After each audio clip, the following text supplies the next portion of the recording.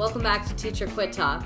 Fun Glasses Day. Everybody put on your fun glasses. I love those fun glasses. Thanks. Jay has matching ones. I was going to say, I didn't want to say they look like an infant's sunglasses because it sounds like an insult, but I mean it as a compliment. Could have gotten me one, but it's fine. I know, I'm a bitch.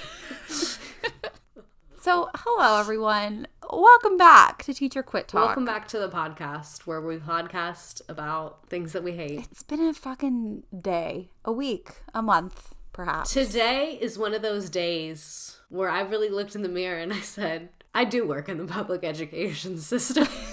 And it made me, one thing that I have a love-hate relationship with is when bad things happen to me and it reminds me of a podcast episode. Yeah.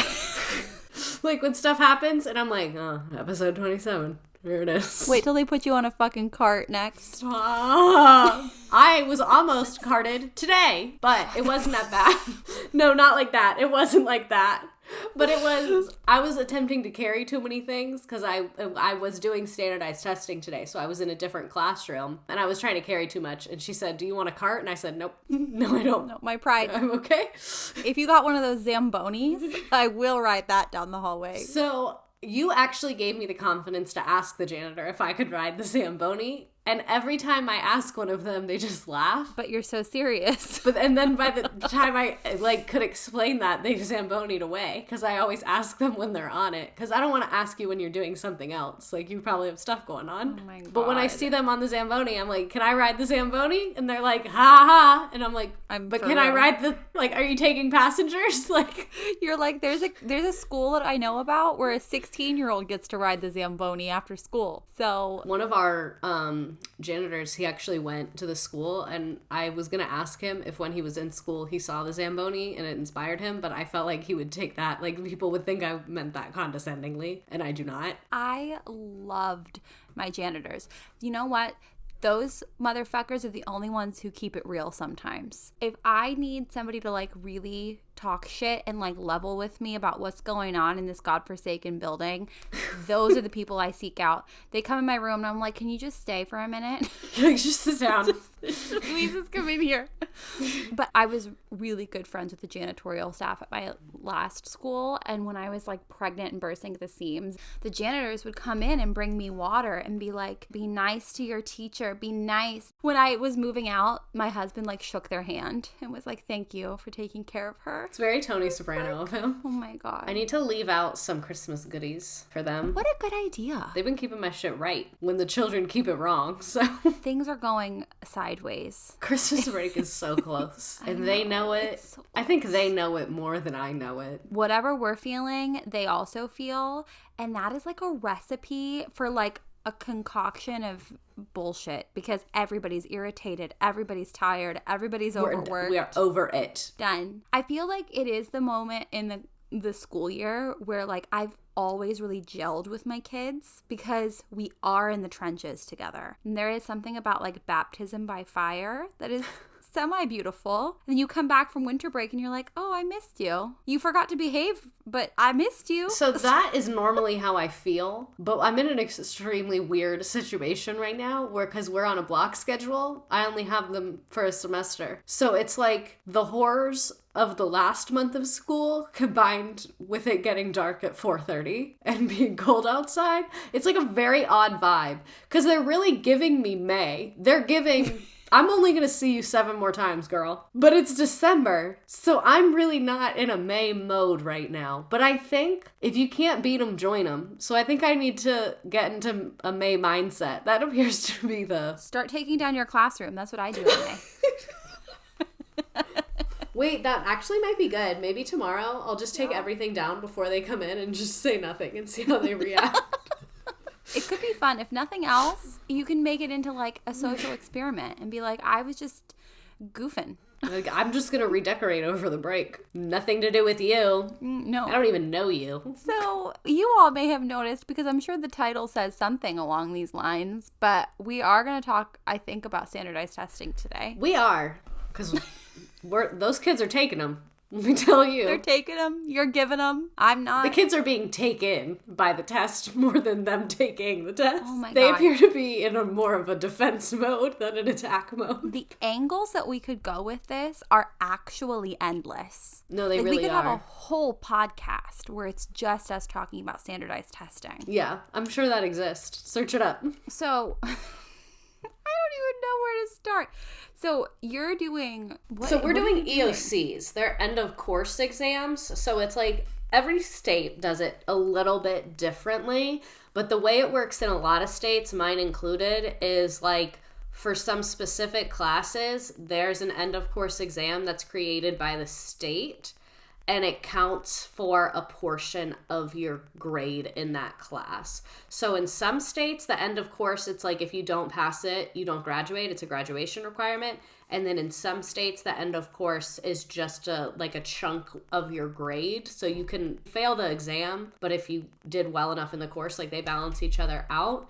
And it's just like a test over a specific topic. So it's really common to have them for a lot of times algebra, biology, and US history. And then usually 10th or 11th grade English is what I see a lot of states do. So the reason we're doing them in December and not May, like most schools do, is because we're on a block schedule. So those courses are only one semester. So are these considered high stakes standardized tests? So it depends on the kid. If you're an A student, they're not very high stakes. But if you're a C student, they're very high stakes. Because if like I was doing the math with them today, like if you have a 73 in the class, but you fail the exam, it could drop you to a 68 or a 69. That means you failed the class and you have to retake it in summer school or online or some other place or time. Why EOCs in addition to finals? What I've always kind of observed and been told is like a final is a thing that's teacher created or school created, like within the class. But an EOC, that's like the state government. So like, I'm sure I could think of a nice little bullshit answer, like if you were a child, where I was like,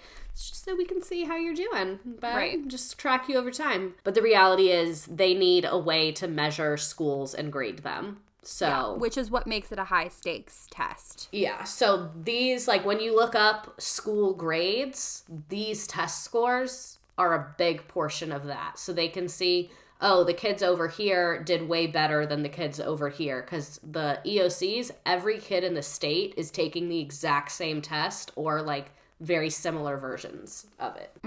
I was just looking at a news article and it's from 2014. But like, I feel like it really hasn't changed that much. Like, No Child Left Behind was replaced with the Every Student Succeeds Act. It's different, but it's the same in a lot of ways. So one thing that to me is one of the most annoying parts of standardized testing is how much time it takes. And like, I don't like to waste time. I don't like when people waste my time. I'm sure most kids feel the same way. So I'm always of the opinion that like we have them in school for like 7 hours a day. We should be doing something valuable with that time that increases their learning. And standardized testing, even if you don't think about the preparing, just the action of it takes so much time. Like my school is on a disrupted schedule for 6 days. That's 6 days that we're completely out of whack. I'm not saying no learning is happening during that 6 days, but when you have one class that's 40 minutes and one that's 3.5 hours to accommodate the testing, you're just not in your normal routine and stuff's not getting done the way it should be. So to me, that is one of the most annoying parts. And then when I was in Florida, we had the FSA,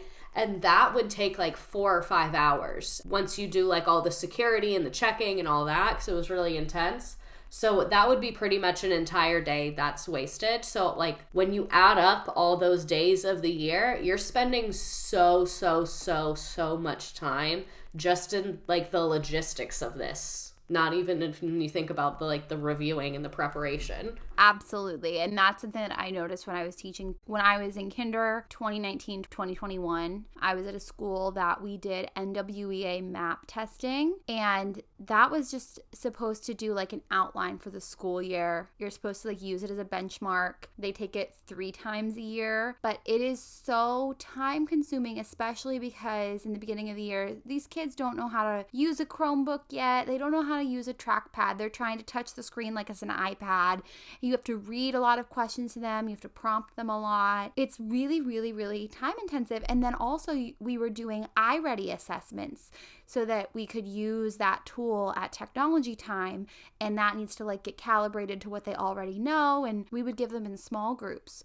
So you'd have 6 kids at once sitting at your table just doing the test while everybody else is doing some kind of independent activity, which is like a packet or watching Magic School Bus or some shit. And it's like, it just feels so silly and like such a waste of time, because we would get through the curriculum itself by April, and then May would just be doing the standardized test. I found statistics. Okay, amazing. So this is from the Education Writers Association, and they are writing about a study that was done by the Center on Education Policy.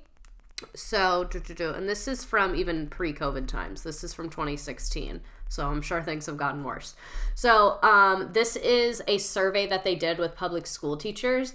81% believe their students spend too much time taking tests that are mandated by their state or district. And this study was done in the Center on Education Policy, which is based at George Washington University. So these are like real people that know what they're doing, not just us. They found that on average, students spend 10 days taking district mandated tests during the school year and 9 days taking state-mandated tests. But underneath those averages are wide variations, from less than a week to more than a month. When it comes to test prep, 62% of teachers said they spend too much time readying students for state-mandated exams, and 51% feel that way about district-mandated tests, according to a nationally representative study conducted in 2015. They found that on average, teachers spend 14 days preparing students for state-mandated exams and 12 days for district-mandated exams. And then this is the part that is what I really, really see and rings true to my own experience, that test prep is especially prevalent in high poverty and medium poverty schools, according to the survey. 36% of those teachers spend at least a month on test prep for state-mandated exams. By contrast, the figure is 23% in low-poverty schools. Holy moly. And I totally forgot about the district test. Yes. A lot of districts do that. Both districts I've worked for have done that. Because I taught a class that had a state test at the end of the year, we had ongoing district assessments throughout the year. My new district is not nearly as intense about it. They're kind of like, take them, they're good practice, and they're like, put it in the grade book if you want. If you don't, like, it's very up to me. My old district, I would really feel like someone was going to hit me if I didn't give all the kids that test, because they would have a window and I was supposed to give at least 95% of the kids the test, and they would call me every single day to tell me how many of my kids still hadn't taken it. But they would not help me call home for attendance issues. Of course not.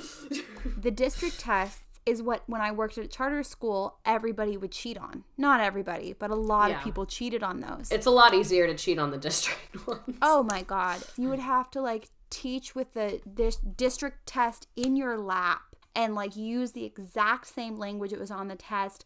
And then if they didn't get it right, people would like retest, and you would just teach them just that and then do it again. I didn't know that when I started there. My data was absolute shit because I was like, oh, well, they didn't know it, so this is what I got on the first try. And I was like, you stupid girl. You make them know it. If you know it, they can know it. Even infants can call and repeat. Yeah, because nobody can say fake your data, but they can say things like, oh, just retest. And I'm like, you're allowed to do that? Okay, how many times are we allowed to do that? I remember the first time I got blamed for the kids doing bad on something. I was so taken aback. I was like, what do you, I didn't take it. I told them that stuff. Like, I was so shocked. When I give an assessment, it informs my instruction like, oh, they don't know this, so I'm going to teach it for the next time. But maybe it's something I should bring up. The blame that we're saying here is not like No, that. It's not that. No, it's not where it's like, hey, queen, let's reflect and grow. No. Let's see how we can make this better. No. You're responsible for them literally answering that question wrong at all. No, like, they will literally look at you. I have had someone look at my face and been like, you got 20 kids in red, you need to get it to less than 10. That's it. No other advice. And I'm like, but I have to teach it. I'm like, unfortunately, 10 of them are illiterate. I don't know what you would like me to do about that. Are you going to give me time to do some small group instruction? No. You want me to do standardized testing for 3 days straight? Okay, well. Kerchow. So by make them know it, you mean just that you want them to push that button. Okay. One of them literally told me to get more kids out of red, what you can do is the questions that are on the test, you can do them as like a Kahoot the day before. Oh my God, yes. And then she said, and then just go over any that a lot of them missed. And I said, all right, I'm all for a good study guide, but that seems a little far to me. And you know what? Sometimes I would also be like, you know what? Just fuck this. And like, I'm just going to do whatever, because now we can get back to actual instruction. Like the longer I push back against it, the longer I like say whatever, the more time we're going to spend just teaching to the stupid standardized test. When I don't even want to. I just want to like actually do assessments that will inform my instruction and help my kids. None of this bullshit. So it's like, maybe I should just put up and shut up sometimes. So the high stakes standardized tests that I asked about earlier, I feel like I should say that. So high stakes standardized tests are related to accountability for schools. So these tests are used to hold teachers or students or institutions responsible for their performance, and they are like a huge deal in education policy. Like I said earlier, we have seen these by so many different names. We have seen so many different initiatives called so many different things. If it has an acronym, I'm suspicious. The idea behind them is that test-based accountability can motivate improvement, and it's saying that like if we align these tests and standardize them, that okay, well, everybody's going to be taking the same thing, so we're judging people against the same marker, which means, you know, we're going to get really good data out of that. But that's like not at all what actually happens. It's one of those things that lawmakers and policymakers will say that sounds really nice on paper because they use a lot of fancy words, but in practice, it's very detrimental to schools, to students, to communities, and that's why we're talking about it. Pick me up, I'm scared. So another aspect of this that I hate is I feel like a lot of the standardized tests that we give kids are way, way, way too hard, which we've talked about some before, but this is from NEA, which is, what are they? National Education Association. And they did a survey and found that 70% of educators do not believe the state assessment is developmentally appropriate for their students. And that kind of got my wheels turning. Is it anyone's job to check that? Like, do state departments of education do they have to hire someone that measures if it's developmentally appropriate? Because that seems like it should be. Because I have felt that way a lot, where I look a test, and I went to one of the best public schools in the state that I grew up in, and I will look at my students' test, and it is harder than anything I did in high school in like high level classes at one of the top public schools. I'm not even going to look up if there's somebody in charge of that, because what we've talked about a bit about standardized testing companies. Yes. And they literally make money on it not being developmentally appropriate, because they also sell the programs for schools to like help students ace those tests. These big testing companies make money off of the standardized tests not being developmentally appropriate. And they have lobbyists that go into policymaking. The way that my state does it is, I think, very common. They hire a company like that to make the test, and then there's one person who works for the state whose job it is to go through the questions and like yes or no them based on the state standards. So like I actually went to a professional development session with that lady. She was great. If you're listening to this, I'm sorry that we're both in the system and I got mad at you, but you were really helpful. She would literally like have to go standard by standard and be like, well, this standard just says explain, but the question that you guys gave me requires analysis, so give me a different question. Like that's her job, and it's crazy to me that we're outsourcing the creation of that to a company. I'm sure it's for financial reasons, like everything. Of course. So in 2015, the 4 corporations that do all of the standardized tests, they fuel a $2 billion testing business. $2 billion a year goes into these tests, and that includes these mandated student assessments. They've tallied that the lobbying that these companies do is around $20 million that they pour into. I think I found our education funding, because that's literally our money, because it's the districts who pay them. So they got that $20 million from us. Yeah, it is a multi-billion-dollar industry. We could really be using things like teacher salaries and cost per student and class size and whatever. We could be using all of these things to judge schools and judge students and get meaningful data, but we're not. We're by and large looking to the data that we collect from these standardized tests.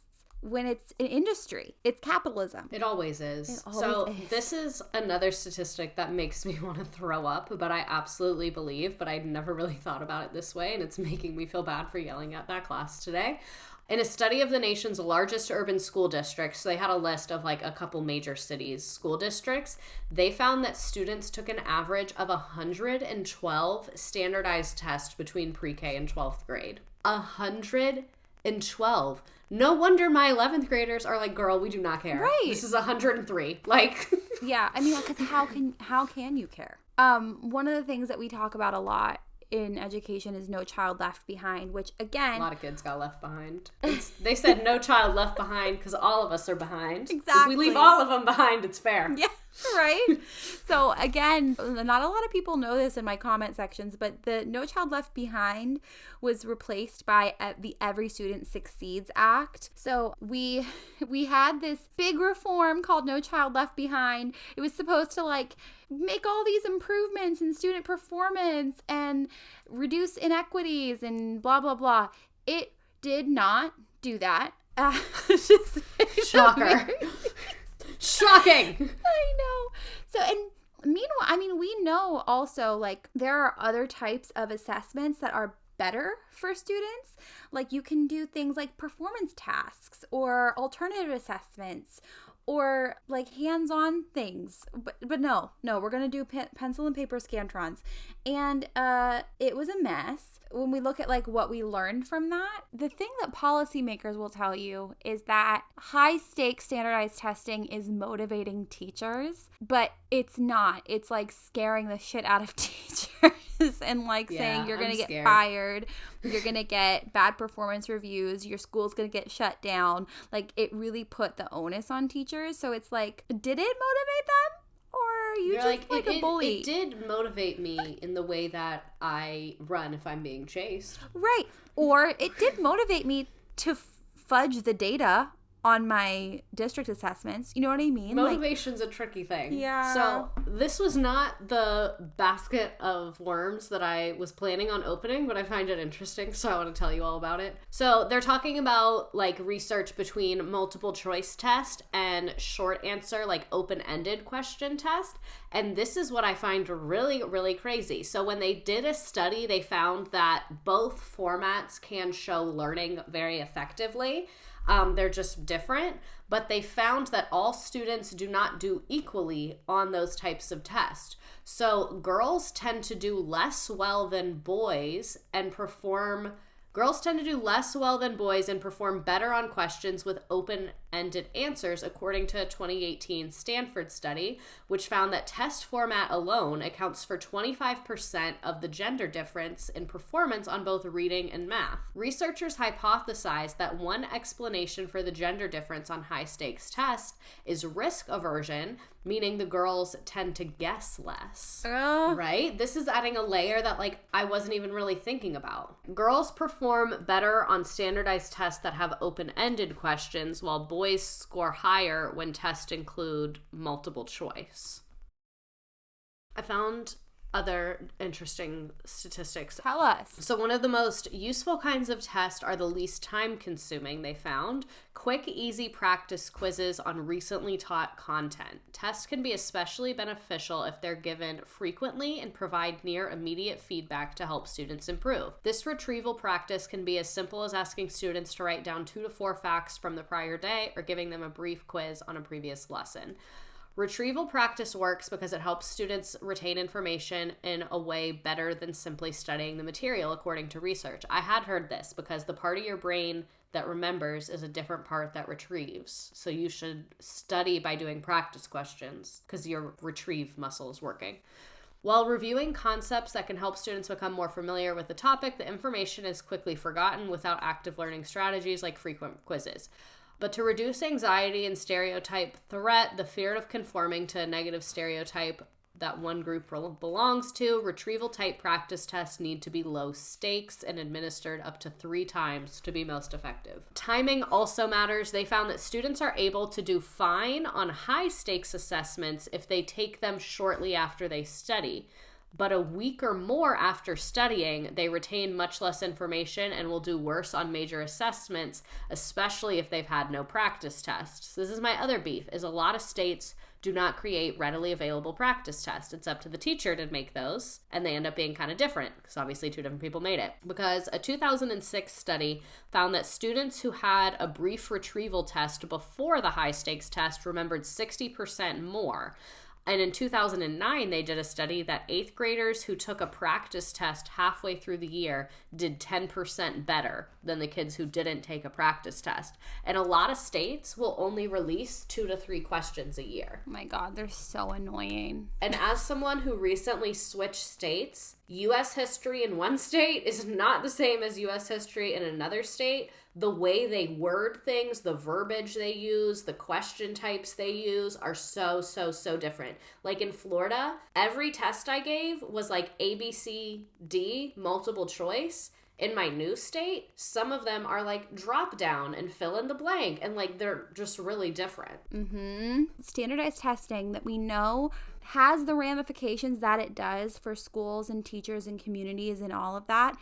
I don't understand why people or how people get so greedy and gross about it. It's nasty. Because, like, if you want to be greedy and gross, like, work for, like, a weapons company. Like, get out of the education system. Is it too early for me to talk about home values and property price? No, it's never too early. Let's talk about it. It's one of those things that was, like, so obvious, but also I had never really thought about.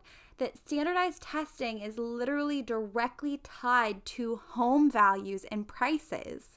Because when buyers are looking up where to move, they're going to, if they have kids or they want kids, they're going to look up the school district and they're going to look at the schools, and there's a grade tied to those schools on Great Schools or whatever you use. And some states even officially give you a grade. Great Schools is just like vibes. The state of Florida will literally, they write a school report card and you can look it up. Yeah. And like these schools, they're graded on the standardized test results. So then the rich people will move into the affluent school areas where they're seeing, oh my gosh, like that's a really good school. Well, it's just, and it's like a self-fulfilling prophecy. Yes, because then the rich people move to the good school, and then the good school does even better because those kids have more resources and probably more parental involvement, because generally rich people have more free time, I've noticed. And then that school gets even better, so then more rich people move there, and then those people provide more resources, and that school just keeps getting better and better and better. And then the school without the rich people just keeps doing worse and worse. And as it starts doing worse, more people move. The people that can afford to move. And lest we forget that if we get into all the things that make up wealth, generational wealth, opportunities that people are given, who gets the most wealth, who has the most opportunities historically, it's white people. So these schools are also being less and less diverse. There's segregation that naturally occurs because of this, because there's district and property lines literally carve neighborhoods out around racial and socioeconomic zones to the point where like you're just segregating people. Because it goes back to redlining, how a lot of counties were drawn and a lot of land was zoned, like right after segregation ended, where they were like, ooh, we got to remix racism. How are we going to remix it? And so what they started doing is certain zones would be designated as red zones where they wouldn't give loans for mortgages. So then like property value started declining there. And then like you said, red zones would be like communities of color, communities that were lower in socioeconomic status. And even though like those exact lines are not the school system lines, those lines get used for some projects, who gets used for these things, and then some of them are county lines, so they are the school lines. And just those lines from the 1950s and 60s are still lining pretty hard. Yes, I'm so glad that you mentioned that because I was just going to bring up the court case. Hang on a second. Let me get it for you. The Supreme Court, we should be on it. I think the Supreme Court needs us. Write us in for Supreme Court in 2024. Oh, wait, we don't get to elect one of the most important positions in the government. Isn't that horrid? And y'all must have forgotten when George Washington said having a till death term is weird, and that's why he left after 8 years. Maybe we should have listened to that. So weird. Till death is crazy. Crazy. We should probably cut out.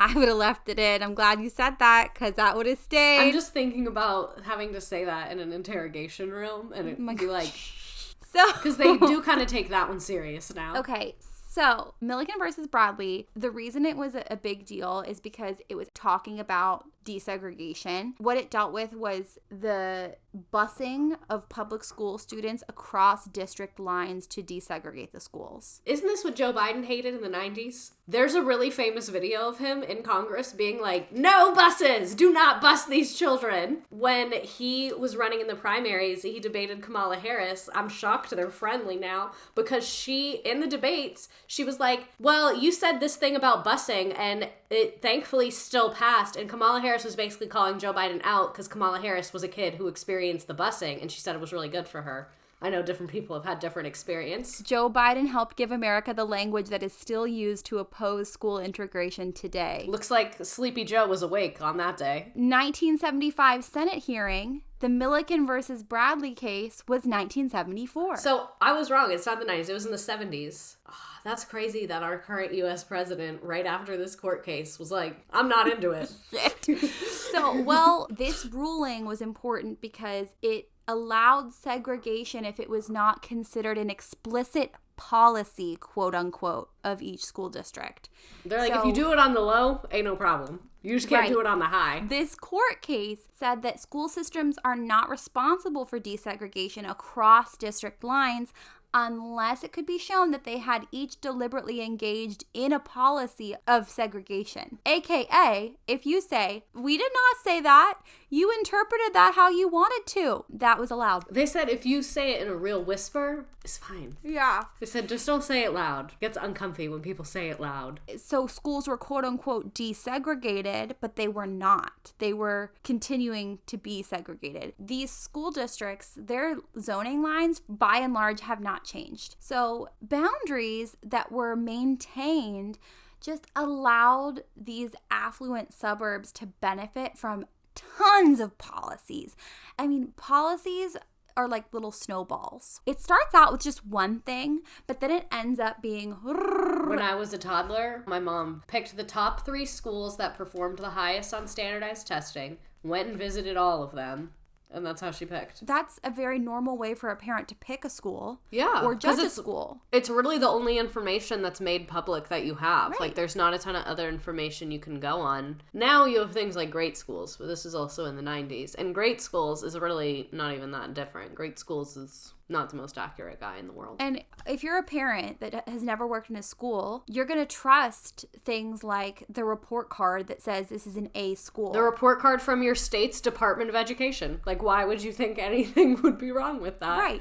Going back to the companies, they just perpetuate it every day. All these standardized tests show is who has the most resource and like who has the tutoring, who has the like help at home, who can get their ass to school in the first place. Because if you have to work a job and you're in high school, like you're not going to be able to maybe get to school if you're working late. If you're taking care of a little sibling, like there's thing after thing after thing that people need to think about. They did a study. This is straight from the College Board. This is a study they did on themselves because you can report your income when you take the SAT. And it found that there is a very, very, very strong correlation between both reading and math scores and parental parental income.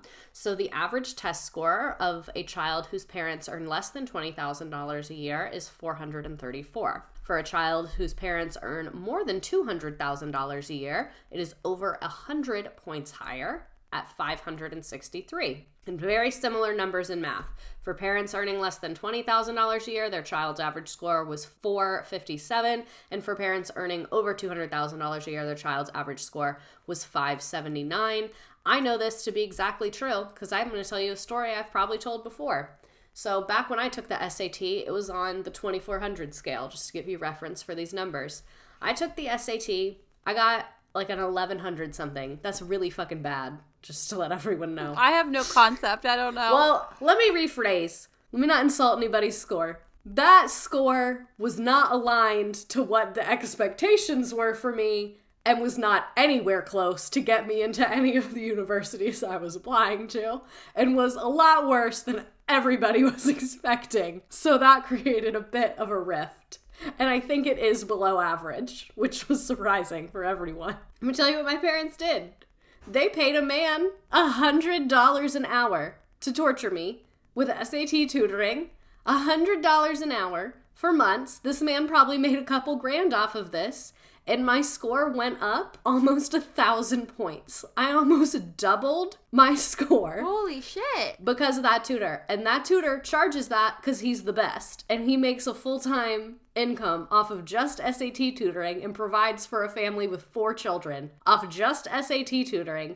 And he takes the SAT every single year to keep himself sharp. Because anyone can sign up. Fun fact for you. I had no Great idea. punishment for a bet. Like if you're betting with someone, the loser should have to take the SAT because anyone can sign up. And I'm being so serious right now. That's a good idea. Because it's a college entrance exam. So any adults that want to go back to college, they legally have to open it to them. That's part of why it's on Saturdays. That makes sense. But oh my God, that's a lot of points. That score was looking good after him. So yeah, and my parents bought that shit. If I had just gotten the little book and tried to teach myself, I probably would have gone up, but there's no way my score would have doubled without us paying this man. He also won Jeopardy and takes the SAT every single year and gets a perfect score every single time. He said the last time he didn't get a perfect score on the SAT, he was a minor. Holy shit. I was like, you're insane. But The best thing that ever came out of COVID was the SAT not having as much weight as it once did. And some schools kept it that way. A lot of schools went back and they still want the scores, but I think the way that they do it now is a really good way to do it. I've seen a lot of schools do,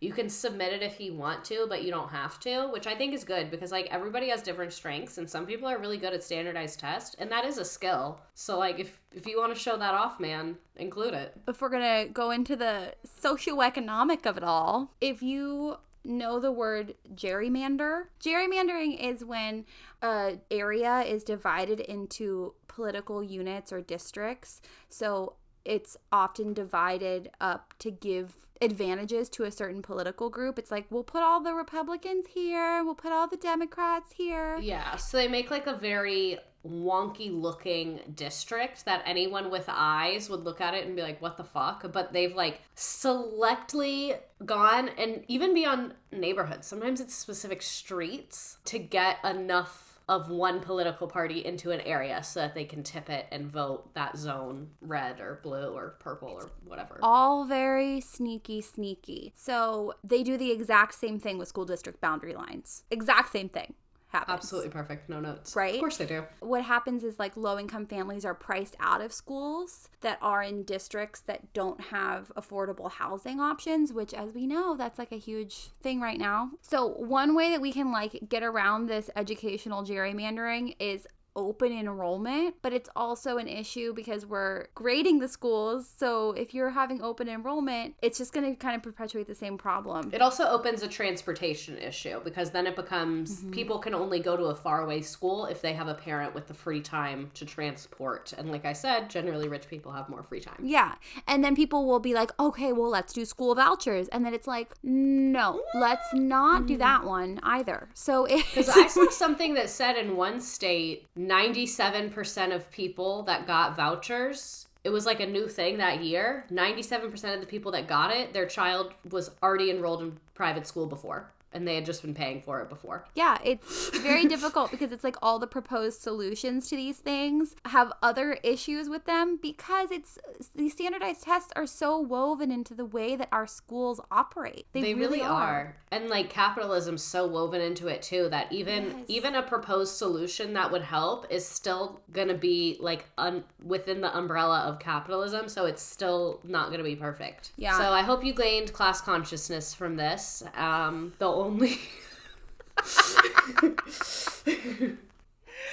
we could really talk. I mean, I'm not kidding. Like this could be like a 5-episode series of like every different. I'll be doing standardized testing for 5 days. It'll be like the 12 days of Christmas. But it really is. I mean, there's so many different things. How do you just pick one? Everything happens so much. Standardized testing happens so much. 112 times in their educational career, to be exact. Isn't that is a crazy number? But I mean, it makes yeah. Let me divide that by 13. How many is that? Yeah, I was just gonna ask you per year. That is an average of 8.6 per year. That sounds about right. Sounds about right to me. Because my kids for my class take 5, and that's just for my class. So, I mean, if you, I think, I'm trying to think of a way that people can get involved to help, but like, it's so difficult. I mean, I think just having this information on your radar is helpful because it's like you can go into discussions about how district lines are drawn, how home prices are affected by the school districts. Like you can go into all these conversations,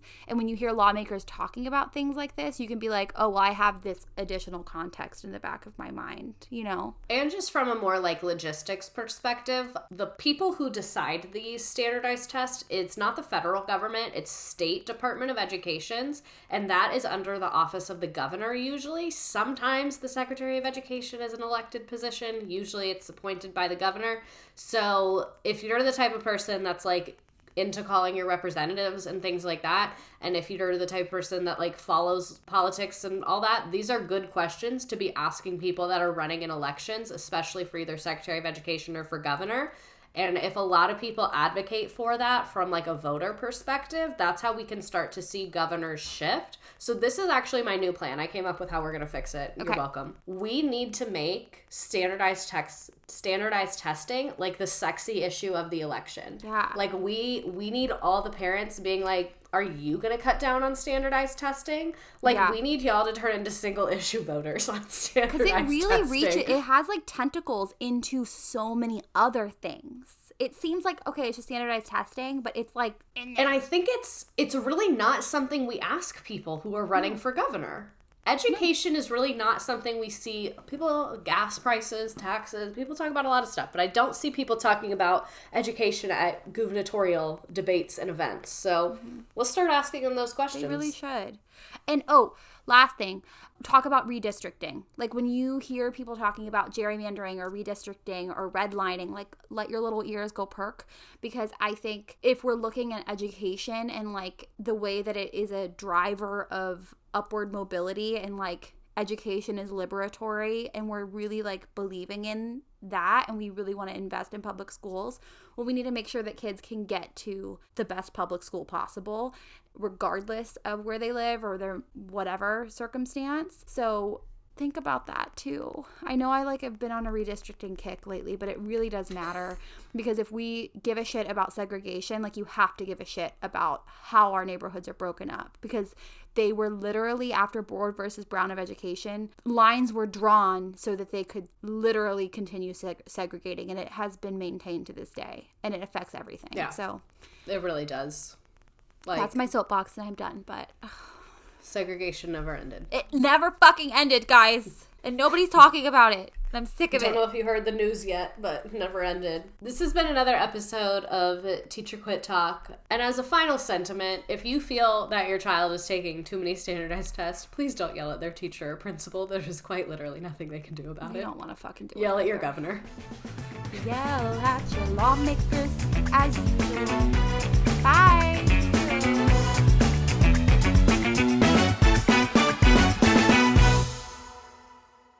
Just as a disclaimer, because I am someone who is actively teaching, everything on this podcast is my personal opinion and does not reflect my district, my state, my employer, my students, or my admin. Everything on this podcast was recorded on personal time, on personal equipment, and is a completely separate endeavor from my school district.